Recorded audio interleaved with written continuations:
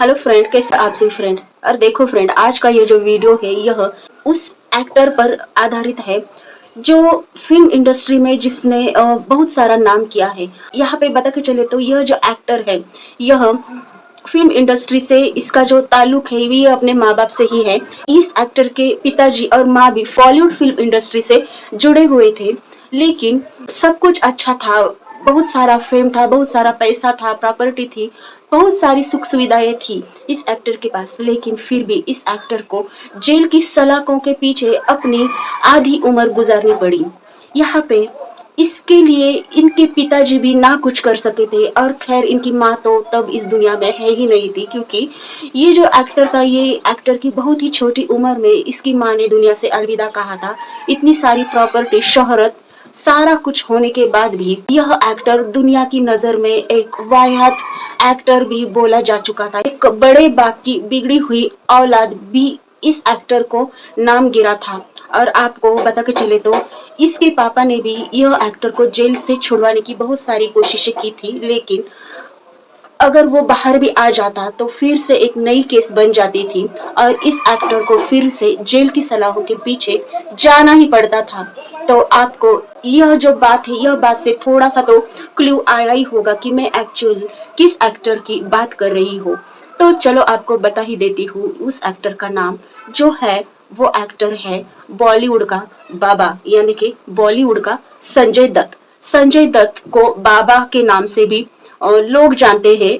और यहाँ पे बता के चले तो सबसे पहले अगर हम जानेंगे तो संजय दत्त का जन्म कब हुआ था, कहाँ हुआ था, तो चलो इसके बारे में अभी हम जानकारी लेते हैं कि संजय दत्त का जो जन्म है वो 29 जुलाई 1959 को मुंबई में ही हुआ था। और लेजेंडरी एक्टर सुनील दत्त और नरगिस दत्त के बेटे जो है वो संजय दत्त है। और संजय दत्त के बारे में बता के चले तो संजय दत्त ने महज 35 ईयर में जीवन के ऐसे लम्हे देखे जो सब कुछ देखा था उसने जीवन में जीने का एक तरीका देखा।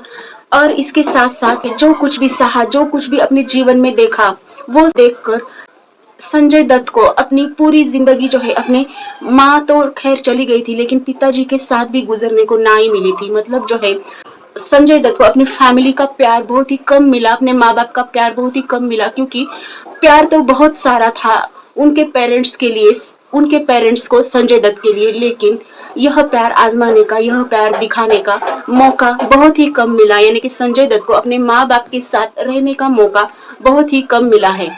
और इसी के ऊपर एक फिल्म भी उनकी आई थी जो उसका नाम था, इस फिल्म का वो संजू नाम था। और संजू यह जो फिल्म थी ये 2018 में आई थी। यहाँ पे आगे बता के चले तो संजय दत्त की स्टोरी अगर हम शुरुआत से जानते हैं तो संजय दत्त जो थे महज सिर्फ और सिर्फ 6 साल की उम्र में उन्होंने सिगरेट पीना शुरू किया था। मतलब इतने छोटे संजय दत्त थे कि अभी संजय दत्त टीनेज भी नहीं हुए थे या फिर थोड़े से बड़े भी नहीं हुए थे। सिगरेट के सब्जेक्ट पे अगर बता के चले तो एक बार संजय दत्त के पिता सुनील दत्त कश्मीर में अपनी एक फिल्म शूट कर रहे थे। और वैसे तो सुनील दत्त जो है शूटिंग में अकेले ही आए थे, लेकिन कुछ समय बाद उनकी पत्नी नरगिस दत्त और संजय दत्त भी कश्मीर में उनको मिलने के लिए पहुंचे थे। तो एक दिन की बात है जब सुनील दत्त शूटिंग पर गए थे और नरगिस और संजय दत्त होटल के कमरे में थे, तो संजय दत्त ने अपनी माँ को, वो हमेशा परेशान करते थे और इसलिए उन्होंने एक परेशान करने का और एक तरीका ढूंढ लिया था और उन्होंने अपनी माँ से सिगरेट पीने की जिद भी की थी। लेकिन 6 साल के संजय की यह जिद देखकर नरगिस बहुत ही नाराज हो गई थी, लेकिन संजय नहीं माने थे और नरगिस दत्त ने इसके कारण संजय दत्त की पिटाई भी की थी। इसी बीच सुनील दत्त भी अपनी शूटिंग खत्म करके उस रूम में आए थे और उन्होंने देखा कि नरगिस जो है वो अपने बेटे संजय पर गुस्सा हुई थी, क्योंकि संजय दत्त की यह जिद थी कि उसको सिगरेट पीना है। इस समय सुनील दत्त जो थे यानी कि संजय दत्त के पिताजी, उन्होंने अपने बेटे संजय को डांटने की जगह उन्होंने अपनी पत्नी नरगिस दत्त को चुप करवा दिया था और संजय दत्त के सामने कहा था कि ये अगर सिगरेट पीना चाहता है तो इसे सिगरेट पीने दो। और फिर आगे सुनील दत्त ने खुद एक सिगरेट जलाई, थोड़ा खुद भी उन्होंने 1-2 बार सिगरेट कश किया और उसके बाद वही सिगरेट उन्होंने संजय दत्त यानी कि अपने बेटे को दे दी। यानी कि खुद पिता ने वह सिगारेट अपने बेटे को दी थी। यहाँ पे खुद पिता ने वह सिगारेट अपने बच्चे को दी थी कि ले तू भी ये सिगारेट पीना सीख ले बोल के। लेकिन सुनील दत्त को यह पता नहीं था कि उन्होंने जो अपने बेटे की जिद अगर वो पूरा कर रहे तो इसका बहुत भारी नुकसान, इसका बहुत भारी प्रभाव आगे की जिंदगी में हो सकता है, यह उन्होंने सोचा नहीं था। और उनको शायद ऐसा लगा कि सिगरेट की दुआ से उनका जो बेटा है यानी कि संजय जो है उसको खांसी आ जाएगी और खांसी आने के बाद वो तुरंत सिगरेट को फेंक देगा। लेकिन उनका सिर्फ एक भ्रम था, एक उनकी यह सिर्फ सोच थी जो सच साबित नहीं हुई थी। सुनील दत्त देखते ही रह गए और संजय दत्त ने जो है वो सारी की सारी सिगरेट पी ली थी बिना खांसी के या फिर बिना कोई परेशानी के। और जब यह बात सुनील दत्त को पता चली, पहले तो सुनील दत्त को ऐसा लगा था कि संजय को अगर सिगरेट पीता है तो उसको बहुत सारी मुसीबतें आ जाएगी, लेकिन ऐसा कुछ भी नहीं हुआ था जैसा सुनील दत्त सोच रहे थे। बिल्कुल उल्टा हो जा रहा था, क्योंकि संजय दत्त जो है वो बेफिक्र आराम से सिगरेट पी रहे थे। और यह सारा दृश्य देखकर सुनील दत्त को भी बहुत गुस्सा आया था और उन्होंने संजय दत्त को धूप में खड़ा किया था। संजय दत्त के बारे में बता के चले तो संजय दत्त जो थे वो पहले से ही बहुत ही शरारती थे। उसकी यही आदत, जब भी सुनील दत्त को सिगरेट पीने के बाद बची कुची सिगरेट वो एश में वैसे ही छोड़ देते थे, तो संजय दत्त वही सिगरेट फिर से एक बार पी लेते थे। ऐसा जो माहौल था ये हर रोज होता था, क्योंकि सुनील दत्त को ऐसा लगा था कि संजय दत्त को तो उन्होंने पनिशमेंट किया था धूप में खड़ा रखकर। उनको ऐसा लगा था कि संजय दत्त अब इसके बाद शायद सिगरेट कभी नहीं पिएंगे, लेकिन ऐसा नहीं हुआ था। जब जब सुनील दत्त अपनी सिगरेट एस्ट्रे में छोड़ देते थे बची कुची सिगरेट पी लेने के बाद, तो संजय दत्त उसी सिगरेट को फिर से जलाते थे और वो सारी की सारी सिगरेट संजय दत्त पी लेते थे। यानी कि संजय दत्त जो थे वो बचपन से ही एडिक्ट थे। लेकिन यह जो सिलसिला था ये हर रोज चलता था। लेकिन एक दिन उनकी यह चोरी पकड़ी गई थी और एक दिन घर में कई सारे एक्टर डायरेक्टर भी पहुंचे थे। सिगरेट पीने का संजय दत्त का यह जो एक एडिक्शन था वो इतनी हद तक जा चुका था कि घर में मीटिंग्स चल रही थी। कई सारे एक्टर डायरेक्टर लोग सुनील दत्त के घर पे आए थे शूटिंग के सिलसिले में, फिल्म्स के सिलसिले में। तो यह सारी मीटिंग को छोड़कर सुनील दत्त अपने बेटे संजय दत्त के बेडरूम में गए थे। तो बेडरूम में देखा कि सभी जगह धुआं धुआं था और उन्होंने देखा कि संजय कहाँ है। तो संजय जो था वो बिस्तर के नीचे यानी कि बेड के नीचे सिगरेट के कश ले रहा था। तो सुनील दत्त ने संजय को तुरंत बाहर निकाला और उसकी जोरदार पिटाई भी की थी और अपना बेटा यानी कि संजय इस एडिक्शन से बाहर आ सके और उसको ज्यादा लत भी ना लग सके, कोई भी एडिक्ट किसी भी तरह से उसके ऊपर छावी ना हो सके। तो इसलिए सुनील दत्त ने एक फैसला किया था कि संजय दत्त को जो है वो अभी बोर्डिंग में भेज देंगे। तो यह उन्होंने एक फैसला लिया था। लेकिन यहाँ पे बता के चले तो संजय दत्त जो थे घर में सबसे छोटे थे, तो जाहिर है कि संजय दत्त का बहुत घर में लाड़ प्यार था और उनके हिस्से में जो सबसे ज्यादा लाड़ प्यार जो था वो संजय दत्त को ही मिलता था। कॉलेज के दिनों में संजय दत्त अपना ज्यादा से ज्यादा समय अपने दोस्तों के साथ बिताते थे। संजय दत्त आधे समय तो हमेशा घर से बाहर ही रहते थे। टाइम है वो ज्यादा से ज्यादा अपने दोस्तों के साथ ही गुजारते थे। जैसे ही संजय के दोस्त उनके घर आते थे तो वो सीधे कमरे में जाते थे और अंदर से दरवाजा भी लगाते थे। और देखते ही देखते माँ नरगिस जो थी वो संजय दत्त के इस बर्ताव से बहुत ही चिढ़ने लगी थी। और एक दिन उन्होंने अपनी दोस्त से कॉल लगाया और कहने लगी संजय के दोस्त आते हैं और वो हमेशा रूम अंदर से लॉक करते हैं, समझ में नहीं आ रहा है अंदर क्या बात हो रही है। उसको तो ऐसा लग रहा है कि वो दोस्तों में से कई सारे ऐसे दोस्त हो सकते हैं जो गे हो सकते हैं। लेकिन नरगिस की कॉल पर बातचीत हो रही थी तब नम्रता यानी कि उसकी बेटी सुन रही थी। तो यह जो सारी जो बातें थी यानी कि संजय का सिगरेट के प्रति लगाव होना, उसका सिगरेट पी लेना या फिर अपनी माँ यानी कि नरगिस जो है संजय दत्त को लेकर बेहद परेशान होना और उनके पिताजी यानी कि सुनील दत्त भी संजय को लेकर बहुत उनका भी परेशान रहना, यह जो सारी बातें हैं या फिर यह जो सारे छोटे मोटे जो किस्से हैं वो नम्रता और प्रिया ये दोनों ने यह सारी बातें यह सारे किस्से लिखे हुए हैं। आगे बता के चले तो सुनील दत्त नहीं चाहते थे कि उनका जो बेटा है यानी कि संजय दत्त एक हीरो बने, वो फिल्म इंडस्ट्री में आए। लेकिन संजय दत्त के जो सारे फ्रेंड्स थे उन्होंने संजय दत्त को कहा था कि तू तो हीरो जैसा दिखता है। तो यह जो सारी बातें होती थी तो इसके कारण संजय दत्त को भी ऐसा गुरूर आ जाता था कि वो भी फिल्म इंडस्ट्री में काम करेगा और वो भी एक बड़ा सुपरस्टार बनेगा। तो ऐसा संजय दत्त को भी लगता था और शायद इसी के कारण संजय दत्त भी फिल्म इंडस्ट्री में आया था। संजय दत्त की शरारतें और उसका बिगड़ा हुआ बर्ताव देखकर सुनील दत्त यह नहीं चाहते थे कि संजय दत्त जो है वो फिल्म इंडस्ट्री में आए। लेकिन हालांकि उन्होंने अपने डायरेक्शन की फिल्म रेशमा और शेरा की कवाली में संजय दत्त को एक छोटा सा कैरेक्टर भी दिया था, लेकिन यहाँ पे यह सिर्फ एक छोटा सा कैरेक्टर था। यह सीन देखकर उसके संजय दत्त के फ्रेंड्स उसको कहा करते थे और उसको चढ़ चढ़ कर कहते थे कि तू तो हीरो जैसा दिखता है। फिर क्या था, संजय दत्त भी ऐसा चढ़ जाते थे, यानी कि एक गुरूर आ जाता था संजय दत्त में कि वो भी हीरो बनेगा। और इसी के कारण संजय दत्त ने घर आकर अपनी मां नरगिस से कहा था कि मुझे भी हीरो बनना है। अपने बेटे की यह बात सुनकर मां नरगिस को थोड़ा बहुत अच्छा लगा था और उन्होंने अपने पति यानी कि सुनील दत्त से जिद की थी कि उनका जो बेटा है यानी कि संजय को भी वो हीरो बना दें। और जैसे तैसे करके नरगिस दत्त ने अपने पति हस्बैंड को इसके लिए मनाया था। पहले संजय को एक्टिंग की ट्रेनिंग के लिए भेजा गया था, लेकिन फिर सुनील दत्त ने संजय दत्त को फिल्म के लिए डायरेक्ट किया था और यह फिल्म थी रॉकी। और इस फिल्म का जो गाना है वो भी बहुत ही पॉपुलर है। क्या यही प्यार है, दिन तेरे बिन कहीं लगता नहीं, वक्त गुजरता नहीं। ये जो गाना था ये आज भी बहुत ही फेमस है और बहुत ही एक सुंदर गानों में से यह गाना है। यहाँ पे आगे बता के चले तो संजय दत्त के एडिक्शन के बारे में अगर बता के चले तो वो शूटिंग के दौरान भी ड्रिंक्स लिया करते थे और उसी दौरान उसकी जो माँ थी नरगिस दत्त को कैंसर डिटेक्ट हो गया था, तो संजय को नशे का नया बहाना भी मिल गया था। संजय दत्त अपने माँ बाप की मौजूदगी में घर के बाथरूम में छिपकर ड्रग्स लिया करते थे। इसी ड्रग्स में कोकीन और हीरोइन जैसे ड्रग्स वो लिया करते थे।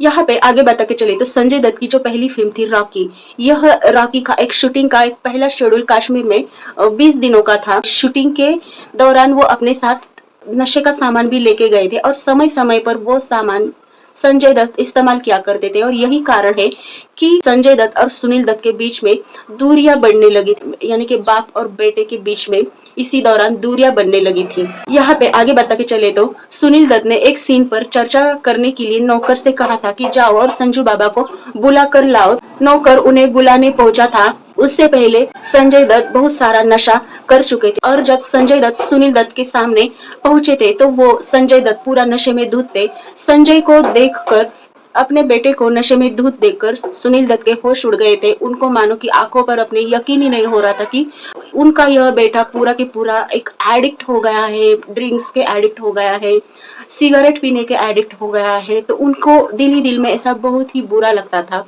और वो नाराज रहे थे, लेकिन अपने सदमे को उन्होंने दूसरे लोगों से छिपा कर रखा। इसी दौरान नरगिस की तबीयत भी बहुत ही नाजुक हो गई थी। सुनील दत्त फिल्म निर्देशक राज खोसला के भरोसे छोड़कर निकल गए थे और इसी फिल्म में सुनील दत्त जो थे वो संजय दत्त के पिताजी की भूमिका निभाने वाले थे, लेकिन यह भूमिका वो नहीं निभा पाए थे क्योंकि अपनी वाइफ यानी कि नरगिस दत्ता की तबीयत जो थी वो बहुत ही खराब चल रही थी, तो इसलिए वो शूटिंग छोड़कर अपने घर पहुंचे थे, अपने घर लौटे थे। और इसी दौरान उनकी यह जो भूमिका थी यानी कि पिताजी की जो भूमिका थी वो विनोद खन्ना ने कास्ट की थी।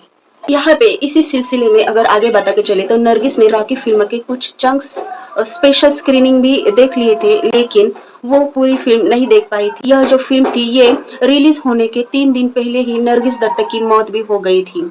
यह जब फिल्म रिलीज हो गई थी तो नरगिस दत्त तो इस दुनिया में नहीं थी, लेकिन थिएटर्स में नरगिस दत्त के लिए सुनील दत्त और संजय दत्त के बीच में एक सीट खाली छोड़ी थी और यह जो फिल्म थी यह 6 मई 1981 को रिलीज हो गई थी और यह फिल्म बहुत ही सुपर हिट हो गई थी। फिल्म देखने के लिए लोगों की लाइन लग जाती थी, हर तरफ से थिएटर्स जो थे वो फुल सीटें हो जाती थी थिएटर्स की और फिल्म रॉकी हिट हो गई थी। संजय को कई सारी फिल्मों का ऑफर भी आना शुरू हो गया था, ऑफर मिलने लगे थे संजय दत्त को बहुत सारी ओर से, लेकिन संजय दत्त का जो नशा था वो बहुत आगे की दौर ले चुका था। संजय दत्त इतना नशा करते थे कि वो खुद डर गए थे कि उनको इस नशे से छुटकारा चाहिए और एक दिन वो सीधे अपने पिताजी सुनील दत्त के पास पहुंचे थे और उन्होंने कहा था कि मुझे इस नशे से दूर रहना है पापा, कुछ भी करो लेकिन इस नशे से मुझे बचाओ। अपने बेटे की यह बात सुनकर सुनील दत्त भी बहुत इमोशनल हो गए थे और उन्होंने तुरंत ही ब्रीच कैंडी अस्पताल में संजय दत्त को भर्ती करवाया था, जहां वो 21 दिन तक इलाज चल रहा था संजय दत्त का कि वो नशे से दूर रह सके इसके लिए। लेकिन वहां से निकलते ही सुनील दत्त ने उन्हें अमेरिका के रिहाब सेंटर भी लेके गए थे। नशे से निजात पाने के लिए सुनील दत्त ने बहुत सारी कोशिशें की। यहाँ पे कुछ हद तक तो संजय दत्त को निजात मिली थी अपने नशे से और उसके बाद संजय दत्त ने बेजाक, खतरनाक, जहरीले, थानेदार जैसी हिट फिल्में संजय दत्त ने फिल्म इंडस्ट्री को, बॉलीवुड इंडस्ट्री को दी थी। और उस टाइम संजय दत्त ने अपनी ऐसी बॉडी बनाई थी कि मानो कि एक मिसाल हो, और हर एक एक्टर जो है वो संजय दत्त की तरह बॉडी बनाना चाहता था। आगे बता के चले तो 1990 में एक फिल्म रिलीज हो गई थी, जीने दो। यह फिल्म के हिस्से की शूटिंग जो थी वो नासिक में हो गई थी, और जिसे देखने के लिए लोगों की भीड़ लगती थी। और उस समय एक नौजवान लड़का जो था वो शूटिंग देखने आया था, और वो शूटिंग देखते देखते हर टाइम संजय दत्त का लगातार मजाक उड़ा रहा था। और यह जो बात थी यह सिर्फ एक दिन की नहीं थी, क्योंकि नासिक में यह जो शूटिंग का सिलसिला था वो बहुत दिन का चल रहा था। तो वो जो लड़का था वो हर टाइम, हर रोज फिल्म की शूटिंग देखने आता था, और वो हर दिन संजय दत्त की शूटिंग करने के टाइम खड़ा होकर उसकी मजाक उड़ाता था। और यही फिल्म शूटिंग के दौरान वही लड़का एक्ट्रेस फराह और सोनम पर आपत्तिजनक बातें भी करता था और टिप्पणियां भी करता था। और यह तो बात हो गई एक्ट्रेस की, लेकिन वो जो लड़का था वो संजय दत्त के पिताजी और माँ पर भी कई सारे भद्दे बातें भी करता था और भला बुरा भी कहता था।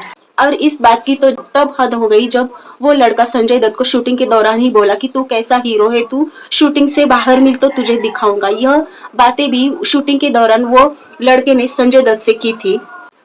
और उसकी यह सारी बातें सुनकर संजय दत्त को बहुत गुस्सा आया था, और वो गुस्से में होटल चला गया था। और अगले दिन जब संजय दत्त सेट पर पहुंचा था तो वो लड़का सिर्फ अकेला नहीं आया था, उसके साथ भीड़ भी आई थी। संजय दत्त उसके पास गए थे और कहा था कि थोड़ी दूर जाकर मिलो। वो लड़के को पीटने का मन कर रहा था संजय का, और इसके लिए संजय दत्त ने एक तलवार अपने साथ लेकर वो संजय दत्त लड़के से मिलने गया था। शूटिंग के थोड़े दूर जाकर संजय दत्त ने वो लड़के को पास बुलाया था, और अपनी जो तलवार है वो हवा में संजय दत्त ने लहराई थी। और संजय दत्त और वो लड़के के बीच में झगड़ा हो रहा था।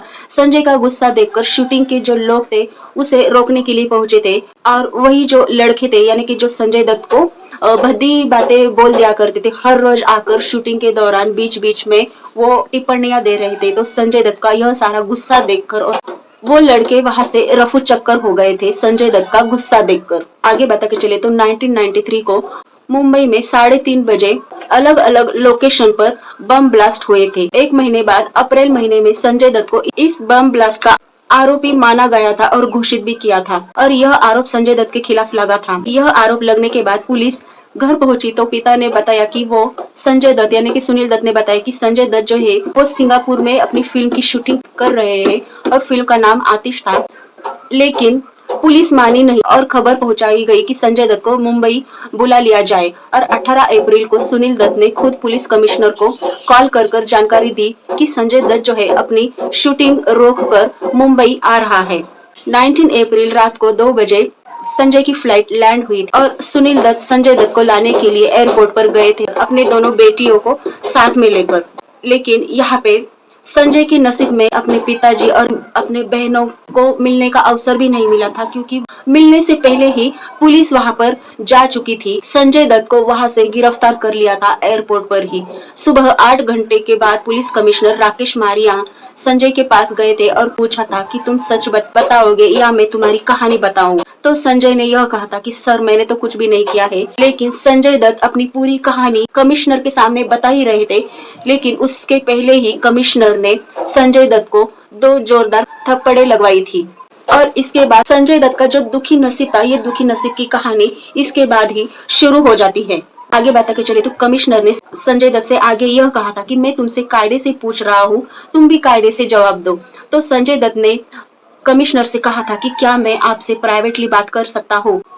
तो कमिश्नर ने अपने साथ जो बाकी की जो पुलिस अफसर थे उनको बाहर भेजा था, और तब संजय दत्त ने रोते रोते हनीफ और समीर जैसे कुछ लोगों का नाम बताना भी शुरू किया था। उन्होंने बताया कि उन्होंने सेल्फ डिफेंस के लिए हनीफ कड़ावाल के हथियार खरीदे थे। जब सारी बातें बताने के बाद रोते हुए कमिश्नर से संजय दत्त ने कहा था कि इसके बारे में उनके पिताजी जो है यानी कि सुनील दत्त को कुछ भी ना बताए। यानी कि यहाँ पे एक तरफ से जो है संजय दत्त ने अपना जो आरोप था उसके ऊपर लगा हुआ, संजय दत्त के ऊपर जो लगा हुआ आरोप था वो कबूला था। जैसे ही संजय दत्त ने अपना आरोप कबूला था तो संजय दत्त को जेल में जाना पड़ा था। जेल से घर पर आने के बाद नरगिस दत्ता की 12वीं पुण्यतिथि थी और इस पुण्यतिथि के दौरान यानी कि इसी दिन ही संजय दत्त को कोर्ट में पेश किया गया था, जहां उन्हें पुलिस कस्टडी में भेजा गया था। कोर्ट से निकलते ही संजय को उनकी बहन प्रिया दिखी थी। उन्होंने अपनी बहन प्रिया के कंधे पर माथा टेक कर रोने लगे और अपनी बहन से गुजारिश भी की थी कि प्लीज मुझे बचाओ। और यह गुजारिश के बाद संजय दत्त को एक अलग से सेपरेट जेल में भेजा गया था 14 दिन के लिए। और यहाँ पे बता के चले तो लग्जरी लाइफ जीने वाले संजय दत्त को कस्टडी में ना कि लाइट की सुविधा थी या फिर ना ही पंखा था, सेल में ही उसको खाना मिलता था, लेकिन उन्हें घर से जो लाया गया डब्बा था यानी कि खाने का टिफिन था वो खाने की परमिशन मिली थी संजय दत्त को। लेकिन यहाँ पे बात यह भी थी कि जब घर से टिफिन का डिब्बा आता था तो संजय दत्त वो टिफिन का डिब्बा नहीं खाते थे, वो वैसे ही रख कर वो फिर से घर पर ही लौटाते थे वो डिब्बा, कि मानो शायद संजय दत्त को अपने किए पर बहुत पश्चाताप हो रहा था। अपना घर का डिब्बा न खाकर संजय दत्त वहां से ही मौजूद जो कस्टडी का डिब्बा था यानी कि जेल का डिब्बा था वही खा लेते थे, फिर चाहे उसमें कीड़े मकोड़े ही गिरे हो, लेकिन संजय दत्त वो जो खाना है वो एक पौष्टिक खाना, प्रोटीन से भरा हुआ खाना समझकर खाते थे। यहाँ पे आगे बता के चले तो ऐसे बहुत सारे जो किस्से थे वो संजय दत्त की लाइफ में आ गए थे, जिसके कारण संजय दत्त को बचपन में जो भी था मतलब छोटी उम्र में अपनी माँ का प्यार मिला था। उसके बाद तो उसकी माँ ने दुनिया से अलविदा कहा था, लेकिन उनकी 2 बहनें और सुनील दत्त साहब यानी कि जो संजय दत्त के पिताजी थे, तो इनका प्यार भी संजय दत्त के नसीब नहीं हुआ था। और उसकी जो नसीब था यानी कि नसीब ने कुछ इस तरीके से ऐसा मोड़ लिया था कि संजय दत्त को अपनी पूरी लग्जरी लाइफ जो थी वो पूरी लग्जरी लाइफ एक तरफ, और उसकी जवानी यानी कि संजय दत्त की पूरी जवानी मान के चलो कि जेल में ही गई हो। लग्जरी लाइफ का स्वाद संजय दत्त नहीं ले पाए थे। इतना सारा पैसा होने के बाद भी, इतनी सारी शोहरत होने के बाद भी संजय दत्त को अपनी जिंदगी जेल में गुजारनी पड़ी थी। अपने बेटे के लिए सुनील दत्त भी बहुत व्याकुल रहते थे और ऐसी बहुत सारी इमोशनल सीन्स है यहाँ पे। इमोशनल इंसिडेंट जो है अगर मैं आपको बताऊं तो शायद आपकी आंखों में भी पानी आ सकता है। तो सुनील दत्त को अपने बेटे के प्रति इतना लगाव था, इतना प्यार था कि वो अपने बेटे को ही हमेशा अपनी आंखों के सामने रखते थे। सुनील दत्त भी कभी कभी खाना नहीं खाते थे, क्योंकि उनका कहना था कि मेरे सामने इतना आलीशान, इतना अच्छा 5 पकवानों वाला खाना मेरे सामने है, लेकिन मुझे खाने को नहीं अच्छा लगता है, क्योंकि मेरा बेटा अगर ये खाने का स्वाद नहीं ले सकता है तो मैं कैसे लूं। मेरा बेटा वहां पे जो है एक सेल में पड़ा है, एक सेल में उसकी जिंदगी गुजर रही है, तो मैं इस आलीशान बंगले में कैसे रह सकता हूँ। मेरे बेटे को सोने के लिए सिर्फ एक चादर है और इसके अलावा कुछ भी नहीं है, तो मैं ऐसे मखमल की बेड पर मैं कैसे सो सकता हूँ। तो यह जो कुछ बातें थी वो सुनील दत्त ने लिखी है। यह जो सारी बातें ये बहुत ही इमोशनल फील करा देने वाली है। और सुनील दत्त की ओर से सुनील दत्त ने तो बहुत सारी कोशिशें की थी कि संजय दत्त को बाहर निकलवाने की, लेकिन कुछ ऐसे इंसिडेंट हो जाते थे कि संजय दत्त अगर बाहर आ भी जाते थे तो फिर से वो किसी न किसी कारण फिर से उनको जेल में जाना ही पड़ता था। ऐसे करके संजय दत्त की रिहाई हो गई थी। और संजय दत्त और सुनील दत्त का एक फिल्म आई थी मुन्ना भाई एमबीबीएस। मुन्ना भाई एमबीबीएस इस फिल्म में सुनील दत्त ने संजय दत्त के पिताजी का रोल किया था, और यह एक सीन में दोनों को गले मिलकर, ऐसा इमोशनल यह सीन था, और दोनों को गले मिलकर यानी कि बाप का और बेटे को गले मिलकर रोना था। तो इस सीन में सुनील दत्त जो थे वो सचमुच के रो पड़े थे, और उनका रोना देखकर भी संजय दत्त भी सचमुच के रो पड़े थे। तो यह जो सीन था बहुत ही भावुक कर देने वाला था।